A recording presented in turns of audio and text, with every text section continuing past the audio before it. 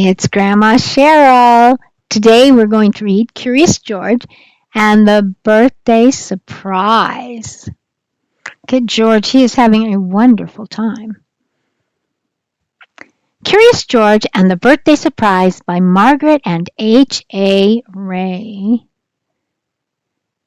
This is George. He was a good little monkey and always very curious. Today is a special day, the man with the yellow hat told George at breakfast. I have a surprise planned and lots to do to get ready. You can help me by staying out of trouble. George was happy to help. Later, while George was looking out the window and being very good, he heard some tinkly music. It was coming from an ice cream truck. George watched as a whole line of children and their dogs enjoyed some ice cream treats. It looked like fun. But when the ice cream truck moved on, George forgot all about staying out of trouble and went to find some fun of his own. In the living room, George found noisemakers and hats and games. Could this be part of his friend's surprise?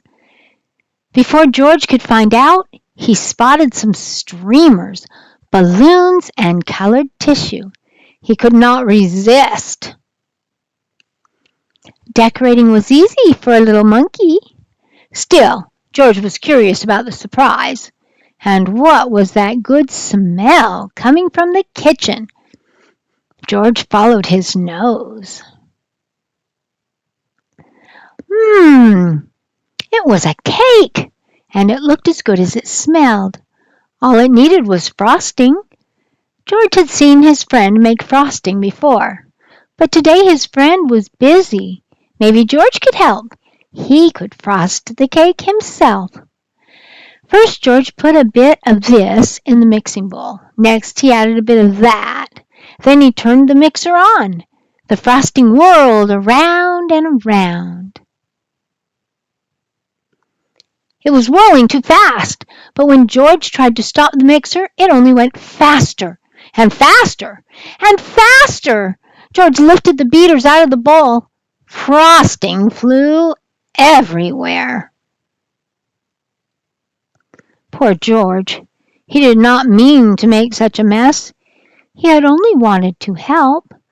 Now, how could he clean up the sticky kitchen? Just then, George heard the tinkling music again. The ice cream truck was coming back up the street, and George had an idea. Quickly, he opened the door and invited all of the dogs in for a treat. In no time, the kitchen was as clean as a whistle. What do you think of that? Do you think the dogs liked helping George clean up the kitchen? They look like they're having a great time. When the dogs finished their snack, George took them back outside. The ice cream truck was still there, and so was his friend. George, said the man with the yellow hat, I've been looking for you. It's time for the surprise.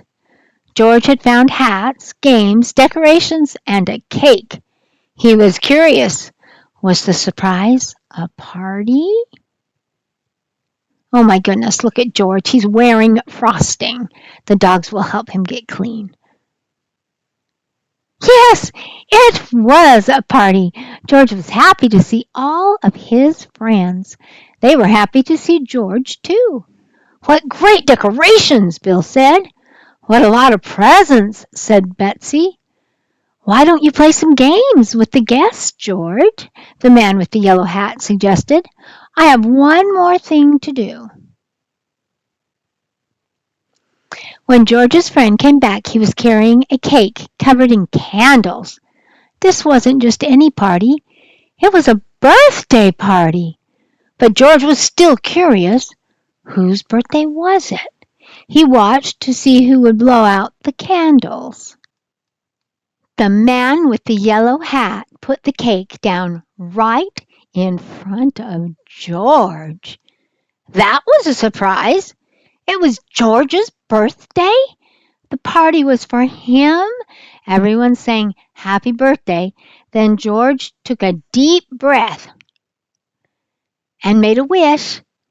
Happy birthday, George. Join me again for more stories.